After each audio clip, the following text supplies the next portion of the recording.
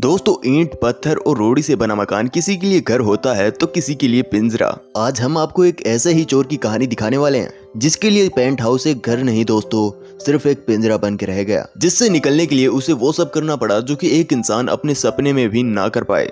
तो दोस्तों, कहानी शुरू होती है और हमें बहुत ही शानदार और लाजवाब पेंट हाउस दिखाया जाता है। फिर सीन शिफ्ट होता है और नेमो नाम का एक चोर पेंट हाउस में पेंटिंग चुराने के लिए घुस जाता है। ये पेंट हाउस दोस्तों बहुत ही सिक्योर था। इसमें जाने के लिए नेमो बाहर लगी टेम्परेचर रैंडम मशीन में एक कोड डालता है, जिसके बाद उसके पास सिर्फ 7 मिनट होते हैं जिसमें वो चोरी को अंजाम दे सकता है। अब नेमो घर में घुसता है और सभी पेंटिंग्स को चुराने लगता है, लेकिन यहाँ नेमो को वो पेंटिंग नहीं मिलती जो कि सबसे महंगी थी और जिसे लेने के लिए उसके साथियों ने उसे वहाँ पर भेजा था। इधर टाइम भी खत्म हो रहा था तो नेमो कहता है कि मुझे वो पेंटिंग ढूंढने के लिए कुछ और समय चाहिए, इसलिए वो जाता है और टेम्परेचर रैंडम मशीन में कुछ और कोड डालता है। लेकिन इस बार मशीन से एक अलार्म बजता है और पूरा घर लॉक हो जाता है। ये अलार्म इतना तेज था कि नेमो इसकी आवाज से परेशान हो रहा था। वो चिढ़ रहा था, इसलिए वो इस आवाज को बंद करने के लिए रेंडर मशीन को ही तोड़ डालता है। नेमो कांच की खिड़कियों को तोड़ने की कोशिश करता है, लेकिन इसका कोई फायदा नहीं होता है। वो हर मुमकिन कोशिश करता है लेकिन इस घर से बाहर नहीं निकल पाता है। नेमो घर के मेन दरवाजे की तरफ जाता है और उसे तोड़ने की कोशिश करता है। ये दरवाजा लकड़ी का था, इसलिए नेमो हाथ पैर मारता है, लेकिन जैसे ही वो ध्यान से देखता है तो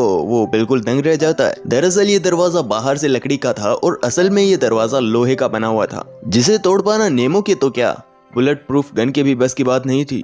अब नेमो को प्यास लगती है, इसलिए वो किचन में जाता है और पानी पीने लगता है। यहाँ नेमो देखता है कि पीने का पानी भी खत्म होने वाला है और फ्रिज में खाने पीने का सामान भी बहुत ही कम था। इतने में फ्रिज से एक ट्यून बजने लगती है जो कि नेमो को बिल्कुल पसंद नहीं आती। वो बाहर जाता है और अपने दोस्तों से कांटेक्ट करने की कोशिश करता है, लेकिन नेमो की किसी से बात नहीं हो पाती है। यानी कि अब नेमो इस घर में पूरी तरीके से बंद हो जाता है। धीरे धीरे नेमो फ्रिज में से खाना खाने लगता है और उसका पानी भी यूज करता है। खाना खाने के बाद नेमो टीवी ऑन करता है तो उसे बिल्डिंग के सभी कैमरास का सीसीटीवी फुटेज नजर आता है। ऐसे ही उसे नींद भी आ जाती है और नेमो सो जाता है। अगली सुबह नेमो थोड़े से पानी से खुद को साफ करता है और वो घर में पड़ी चीजों को देखता है। यहाँ उसे पता चलता है कि घर में मौजूद कोई भी फोन काम नहीं कर रहा है। घर में घूमते हुए नेमो को घर के बीचों बीच एक स्काई लाइट नजर आती है। इससे वो समझ जाता है कि अब मैं सिर्फ यहीं से बाहर निकल सकता हूँ। नेमो स्काई लाइट तक पहुंचने के लिए घर की चीजों को सेंटर में इकट्ठा करना शुरू कर देता है। तभी नेमो को प्यास लगती है, लेकिन अब पानी खत्म हो चुका था। बहुत ढूंढने के बाद नेमो को फिश टैंक की लाइन मिलती है, लेकिन फिश टैंक का पानी पीने लायक नहीं था। इसके बाद वो बचा खुचा खाना खाता है और अपने काम पर लग जाता है। इसके बाद नेमो थक हार कर टीवी के सामने बैठ जाता है, जहाँ उसे एक लड़की नजर आती है जिसका नाम होता है जैस्मिन। जैस्मिन बिल्डिंग के क्लीनिंग डिपार्टमेंट में काम करती थी। अगली सुबह नेमो किचन में देखता है कि कुत्तों का खाना रखा है जो कि खाने के काम आ सकता है। इधर फिश टैंक से भी डेली सुबह थोड़ा पानी आता था, इसे पीकर नेमो खुश हो जाता था। अब नेमो घर का फर्नीचर तोड़ता है और स्काई लाइट तक पहुंच जाता है। इसके बाद नेमो नोटिस करता है कि अगर मुझे बाहर जाना है तो इस कांच को तोड़ना पड़ेगा, जो कि बहुत ही मुश्किल काम था। और जब वो नीचे उतरता है तो उसे जैस्मिन पेंट हाउस के बाहर सफाई करती हुई नजर आती है। नेमो तुरंत दरवाजे के पास जाता है और जोर जोर से चिल्लाता है, लेकिन जैस्मिन को उसकी आवाज सुनाई नहीं देती है और वो वहां से चली जाती है।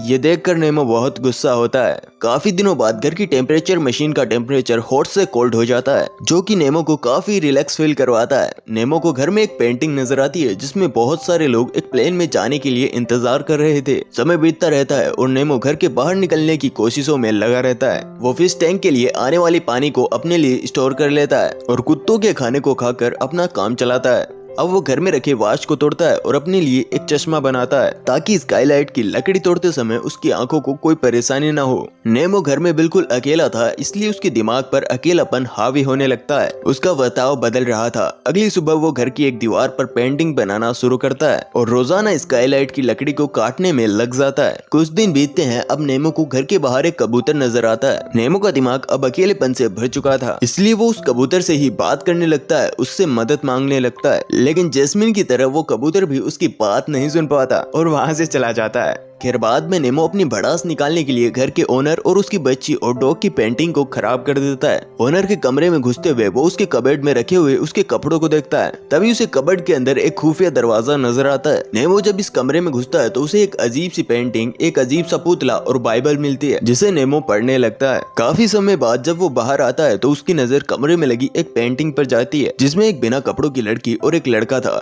नेमो इस पेंटिंग में खुद को और जैस्मिन को इमेजिन करने लगता है। इसके बाद नेमो सोने के लिए बिस्तर में जाता है, जहाँ उसे एक तस्वीर नजर आती है जिसमें एक लड़की बिना कपड़ों की थी। नेमो उसे देखते देखते सो जाता है। अगली सुबह जब नेमो उठता है तो वो देखता है कि जैस्मिन पेंट हाउस के बाहर सफाई कर रही थी। वो उठकर दरवाजे के पास जाता है और दरवाजे को पीटने लगता है, लेकिन पिछली बार की तरह इस बार भी जैस्मिन उसकी आवाज सुन नहीं पाती और वहां से चली जाती है। इस पर नेमो बहुत उदास हो जाता है और घर के अंदर आकर ही सो जाता है। यहाँ नेमो को हम एक सपने में देखते हैं। यहाँ हम देखते हैं कि वो एक आर्ट एग्जीबिशन में गया है, जहाँ घर का ओनर और नेमो एक पेंटिंग के बारे में बात करते हैं। घर के ओनर को नेमो की एक पेंटिंग बहुत ज्यादा पसंद होती है। तभी नेमो देखता है कि घर के ओनर ने जैस्मिन से कुछ कहा और उसकी पेंटिंग की तारीफ करने लगा। इसके बाद नेमो वहां से निकल गया, यानी कि उसका जो सपना था वो टूट जाता है। नेमो की आंख खुलती है और वो स्काईलाइट में लगे स्क्रू को निकालने के लिए लग जाता है, लेकिन उसके लिए ये काम काफी मुश्किल था, इसलिए उसे अब और ज्यादा टाइम लगने वाला था। अब नेमो को भूख लगती है, लेकिन घर में खाना खत्म हो चुका था,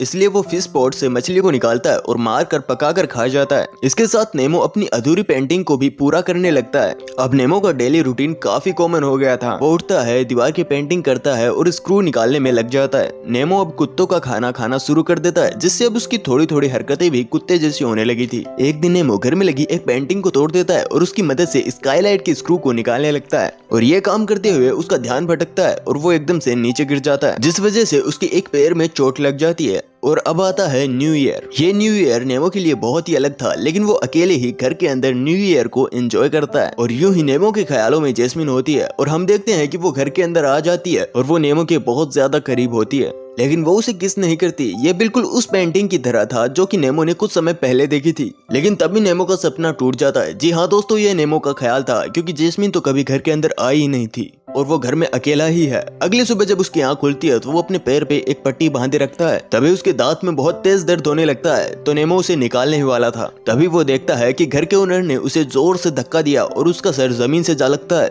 जिस वजह से नेमो घायल हो गया। नेमो को इससे बहुत तकलीफ होती है, लेकिन तभी उसे घर के ऊपर लगा फायर सेंसर दिखाई दिया। नेमो तुरंत उठता है और घर से आ रही धूप की मदद से वो एक ग्लास से डस्टबिन में रखे कागज पर आग लगा देता है। इसके बाद वो एक मसाल बनाता है, मसाल में आग लगाता है और मसाल की मदद से वो घर में लगे फायर सेंसर को एक्टिव कर देता है। लेकिन इससे पूरे घर में पानी गिरना शुरू हो जाता है। वो कैमरा देखने के लिए टीवी के सामने जाता है, लेकिन पानी तो टीवी के ऊपर भी गिरा था। इस वजह से टीवी भी खराब हो जाती है और नेमो घर के बाहर का नजारा भी नहीं देख पाता है। ये देखकर नेमो की हालत बहुत खराब हो जाती है और पूरा घर भी पानी पानी हो जाता है। नेमो को बहुत गुस्सा आता है, पर वो कुछ कर नहीं सकता था। बाहर भी किसी को पता नहीं चलता है कि नेमो अब क्या कर रहा है। नेमो एक कोने में बैठ जाता है, फिर कुछ घंटों बाद पानी गिरना बंद हो जाता है। अगले दिन नेमो घर में पड़े पड़े बाइबल पढ़ता है, जिससे उसे अपनी गलतियों का एहसास होने लगता है। वो समझ जाता है कि मैंने क्या क्या और कहां कहां गलतियां की है, लेकिन अब वो कोई गलती नहीं करना चाहता था, इसलिए वो स्काईलाइट को खोलने में लगा रहता है। कुछ दिनों बाद हम देखते हैं कि नेमो ने स्काईलाइट के 12 के 12 स्क्रू निकाल लिए हैं। इधर उसने दीवार पर जो पेंटिंग बनानी शुरू की थी ना, वो भी अब पूरी हो चुकी है। इसके बाद नेमो अपनी एक स्कूल की कहानी को एक दीवार पर लिखता है। साथ ही घर के ओनर के लिए वो एक छोटा सा मैसेज भी लिखता है। मैसेज में नेमो लिखता है कि ये तुम्हारे लिए एक घर होगा, लेकिन मेरे लिए ये सिर्फ एक पिंजरा है, सिर्फ एक पिंजरा जहाँ मैं कैद रहा। घर को तबाह करने के लिए माफी चाहूंगा, लेकिन ये सब मैंने जानबूझकर नहीं किया। लेकिन किसी भी चीज को दोबारा बनाने के लिए बहुत जरूरी है कि पहले उसे तबाह किया जाए। इसके बाद नेमो ये भी लिखता है कि उसने घर के ओनर के लिए कौन कौन सी पेंटिंग्स छोड़ी हैं और कौन कौन सी उसके घर से गायब होने वाली हैं। इसके बाद नेमो अपने कपड़े पहनता है और फर्नीचर से होते हुए स्काईलाइट के पास पहुंचता है। यहाँ हम देखते हैं कि अब नेमो स्काईलाइट के कांच को निकाल रहा है और फाइनली उसने वो कांच निकाल कर फेंक दिया है। इसके बाद हमें नेमो नजर नहीं आता है, क्योंकि वो स्काईलाइट की मदद से घर से बाहर निकल गया है। नेमो के घर से निकलते ही दोस्तों हमारी कहानी भी खत्म हो जाती है। तो आपको इस मूवी का एक्सप्लेनेशन कैसा लगा कमेंट में जरूर बताएं। वीडियो को लाइक और शेयर जरूर करें और ऐसे वीडियो के लिए चैनल को सब्सक्राइब करके पास ही लगे बेल आइकन को प्रेस कर दें। और अगर आपको किसी पर्टिकुलर मूवी का एक्सप्लेनेशन चाहिए तो कमेंट करके मुझे बताएं। तो आज के लिए बस इतना ही, मिलते हैं अगले वीडियो में, तब तक के लिए जय हिंद।